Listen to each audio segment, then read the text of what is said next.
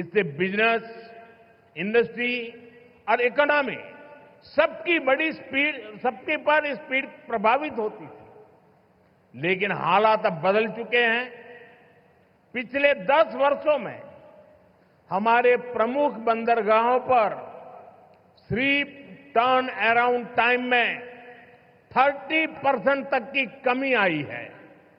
हमारे पोर्ट्स की एफिशिएंसी में भी बढ़ोतरी हुई है, जिसके कारण हम कम से कम ज्यादा कार्गो हैंडल कर रहे हैं।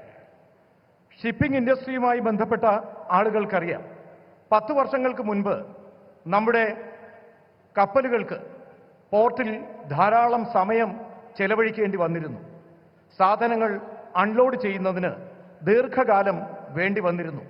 ഇതിലൂടെ ബിസിനസ്, ഇൻഡസ്ട്രി, ഇക്കോണമി ഇതിൻ്റെ എല്ലാം വേഗതയ്ക്ക് സ്വാധീനം ചെലുത്തി.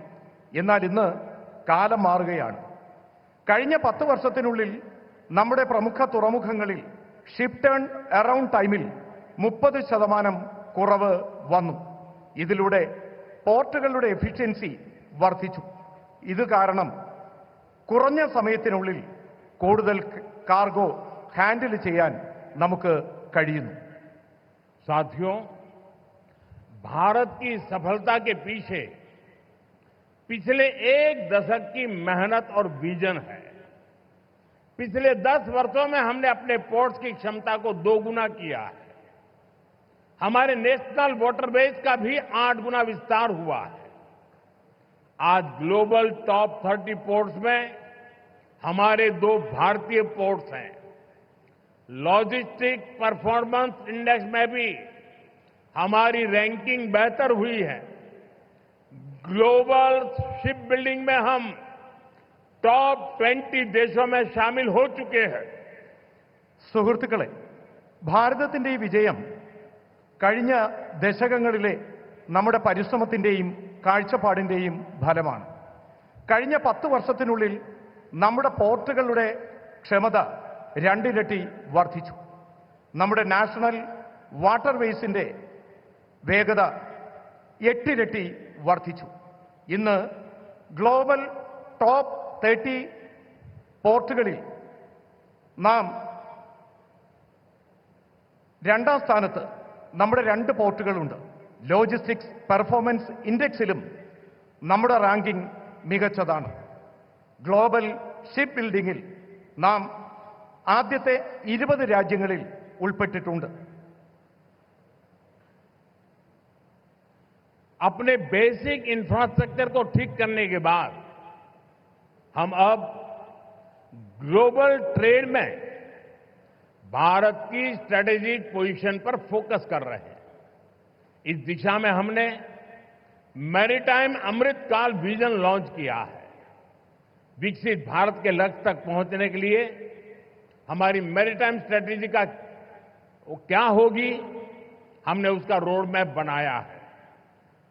നമ്മുടെ റോഡ് ബേസിക് ഇൻഫ്രാസ്ട്രക്ചർ ശരിയാക്കിയതിനു ശേഷം നാം ഇപ്പോൾ ഗ്ലോബൽ ട്രേഡിൽ ഭാരതത്തിന്റെ സ്ട്രാറ്റജിക് പൊസിഷൻ ഫോക്കസ് ചെയ്യുകയാണ്.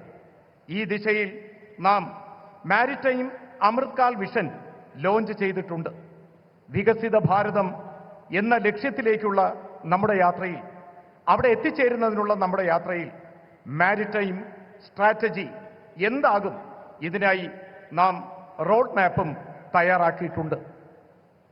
आपको याद होगा, G20 समिट में हमने कई बड़े देशों के साथ मिलकर India middle east Europe corridor पर सहमति बनाई है।